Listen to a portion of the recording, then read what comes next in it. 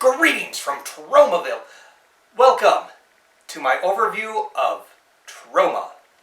So, we're going to talk about a little bit about Lloyd Kaufman, how he got started, and some of my favorite films, some of my history with Troma, and how I got involved with them.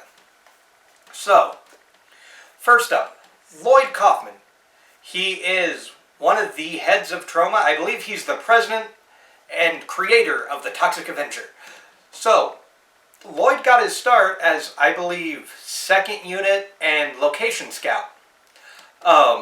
If you go back and watch 70s movies, most of them were John G. Avildsen films. He was also a bum in, I believe, Rocky. He did locations for that, and actually on a Blu-ray that was released a few years ago, he had a reel of deleted scenes he did a commentary for. So, that usually surprises people. After that, he did location scouting for Saturday Night Fever. Well, then in the 70s, he released, early 80s, before, keep that in the back of your heads, before Porky's release. He released movies like The First Turn On. This is one that desperately needs a Blu-ray release. This is one of my all-time favorites. Basically, and I know I did a review on this a while back. For those of you who missed it, this has Vincent D'Onofrio as Lobotomy. Vincent D'Onofrio, known for Law & Order Criminal Intent. And that's something Troma tends to do, is they tend to find people, put them in their movies because they think they're good actors and actresses, and then all of a sudden it blows up. So, First Turn On is a comedy basically about the first time these people have had sex. Whether they're true or not, you don't know, but it's in the vein of, well, like a Porky's. But again, this was made before Porky's, and they were known for this, Squeeze Play, and a whole bunch of others. So yeah, this one was a lot of fun. I liked it. I should go before that because I forgot to put this on top. Lloyd helped with a movie called Sugar Cookies, and yes, that is Lynn Lowry's autograph. This is kind of a softcore film. As weird as it sounds, it's more of what would be kind of associated with Troma for a while. So movies like this are not associated with them because usually there's gore, and I don't believe this one has yet. I've had this for probably about five years at least. And I have no idea. Yeah, this came out in 2014. So I've honestly had this for about 5 years, and I have yet to watch it. I keep meaning to, and every time something comes up. So from there, he went on to do horror films. From First Turn On, he did The Toxic Avenger. While we're on the subject of Toxic Avenger, my favorite Toxic Avenger, Citizen Toxie, The Toxic Avenger Part 4. Now, this is my favorite Toxic Avenger because it combines, in my mind, the best aspects of one and some of the sequels. This one is more comedy than anything, and the guy that plays Toxie is really good. This is also, I believe, the film... No, because Terror Firmer was. I think Terror Firmer came before this. But this is one of the films that has a documentary about the making of. Because Citizen Toxie, everything since... Terror Firmer, which I believe came first, that Lloyd has directed, has a making of documentary, including Return to Nukem High, aka Volume 2. So, this is my favorite. It has a bunch of Troma characters, so you kind of have to be versed in Troma lore to understand this one. And since I mentioned it, I'm a huge fan of Return to Nukem High. This is the first one. It's autographed by Uncle Lloyd and by Ron Mackey.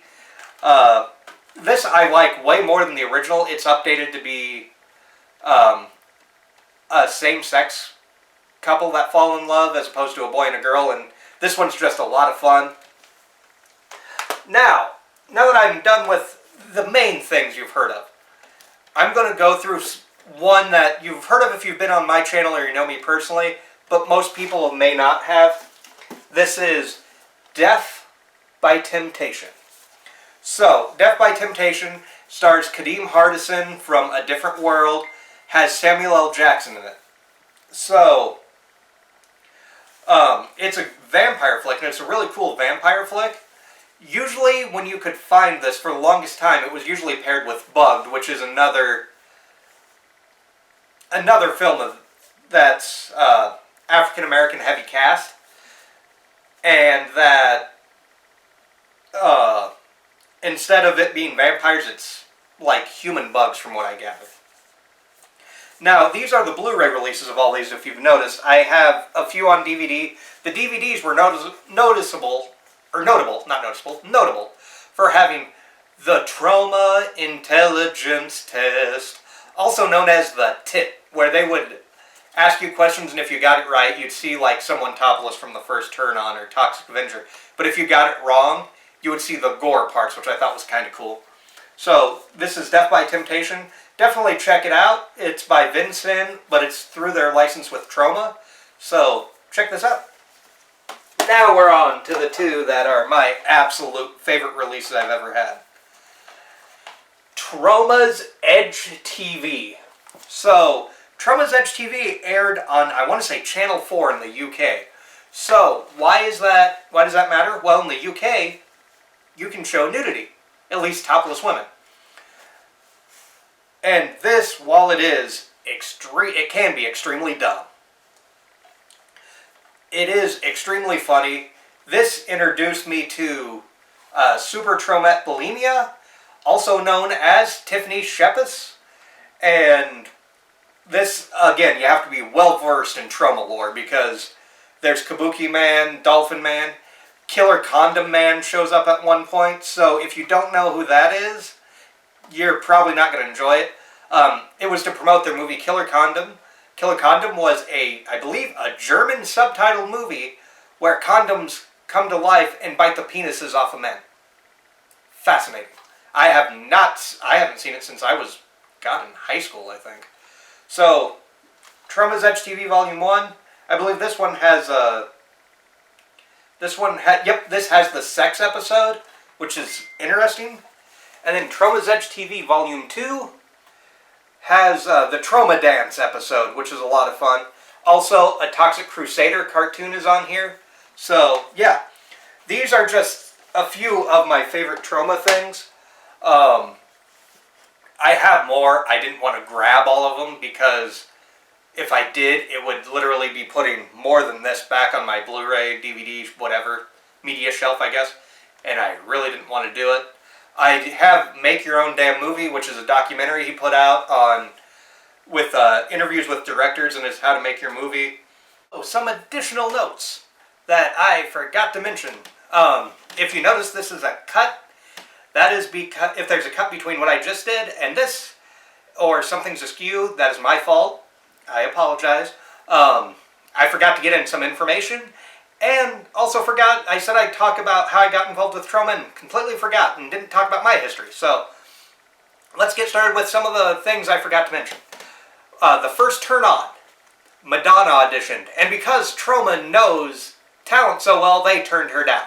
Lloyd's words, not mine. They turned down Madonna for a role on the first turn on, and she was going to be one of the teachers, or the main teacher stuck in the cave. A few years later, Like a Virgin came out, and she became this big star, and Troma had egg all over their face. So that was the first turn on. One of them that didn't pan out. They do release other movies. So for instance, if you love the Studio Ghibli film, I'm not sure how to pronounce that, My Neighbor Totoro, Troma is the first company to bring that to America. They released it on VHS, I believe. So, how cool is that? Most people don't know that. Troma put it out, and now it's become kind of this big movie that Troma put out originally. Troma is a distributes a lot of movies. I don't think I mentioned that. They distribute Death by Temptation. Not every movie put out by Troma is directed by Lloyd Kaufman. Now, I'm going to talk about one that was just on the last drive-in, and I know a few people are going to be frustrated. Troma's War. Troma's War, it is their version of a war film. The problem with it and there are a few problems, but the big issue is watching it back now, you can't really see the political satire because we are in a different climate. It was supposed to be a satire on the Reagan era and glorifying war. However, as times have changed, that movie is one of the few that does not hold up. So your love for Troma's War may vary. But Troma's War, what it did have, it introduced the world to Joe Flyshaker, Troma's 500-pound action star. Joe Flyshaker would go on to become the sidekick in Toxic Avenger Part 4, Lardass. He would go on to be a sex phone operator in Romeo and Juliet. And they loved working with him. And if you watched it, even though Joe would complain a lot, he loved being involved in this stuff. So, Joe, from everything I've seen, was a nice man. He passed away a few years back. But he will not be forgotten because he has roles in almost every Troma film from like 99 on. At least that Lloyd directed. So that's kind of the notes I forgot for Troma. Let's go with my history of Troma. So, first time I heard about Troma, I was in school. I want to say this was junior high. I was supposed to watch a movie called Romeo and Juliet, starring Leonardo DiCaprio. Go to my local video store, pick up a VHS, take it up. It looked like somebody had spray painted a T in front of the Romeo. So I go, okay, maybe this is how it's supposed to be. Maybe it's supposed to be an artistic thing. I put that movie in and was shocked at the amount of violence, gore, and car crashes.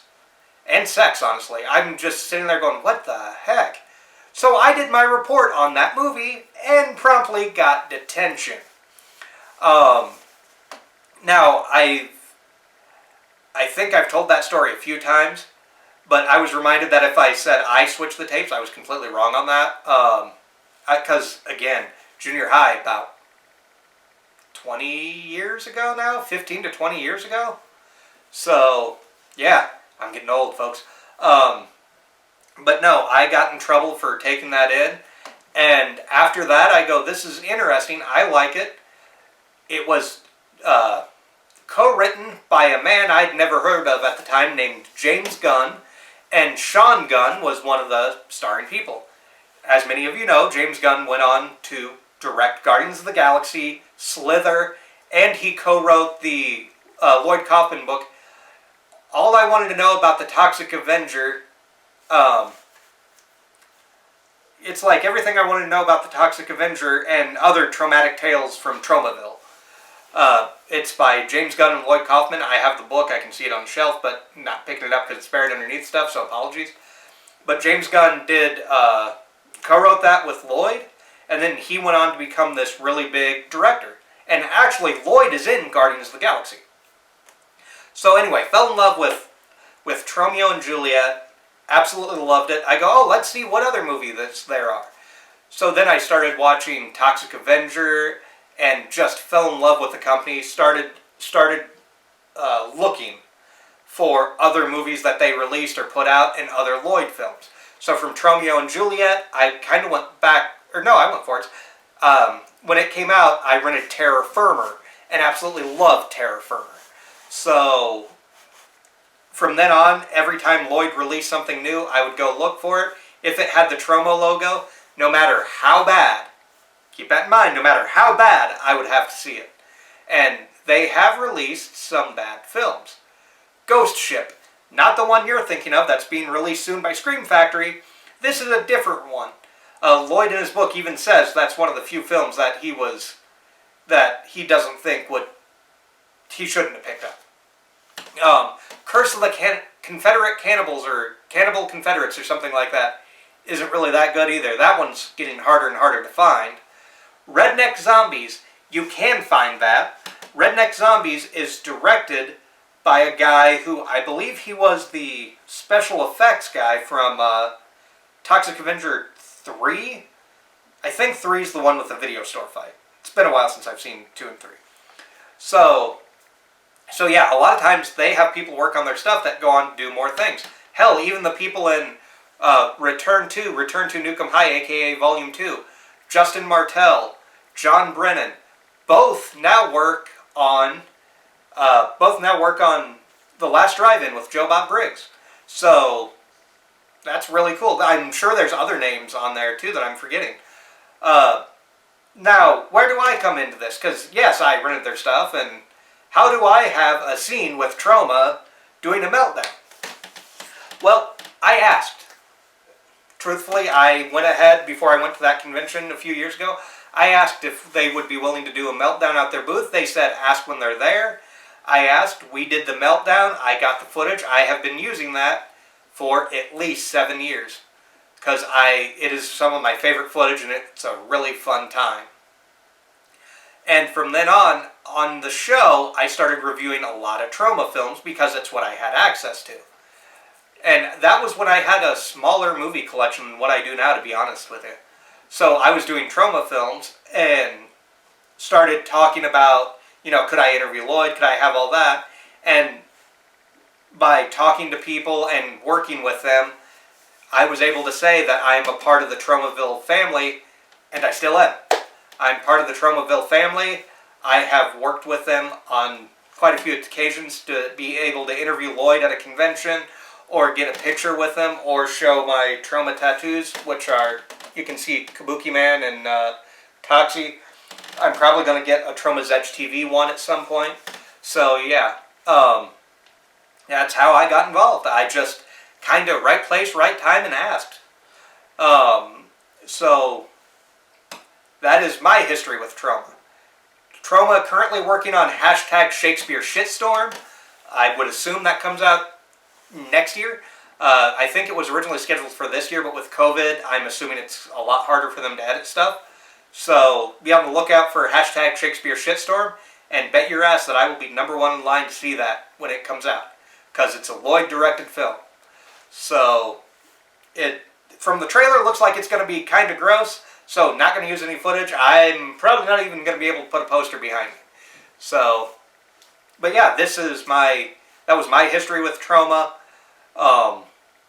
And everybody I have met through there has been relatively nice. I've met Lloyd several times, and he's always super friendly, super nice. Ron, who runs the convention booth, is always super nice. Jason, who also at the booth, is really nice. Super Tromet, I can't think of her name. Faith is very nice. Stacy. I'll just call her Super Tromet Stacy. So, yeah, thank you, and thank you for letting me be a part of the Troma family, for accepting me in, if anybody from Troma watches this.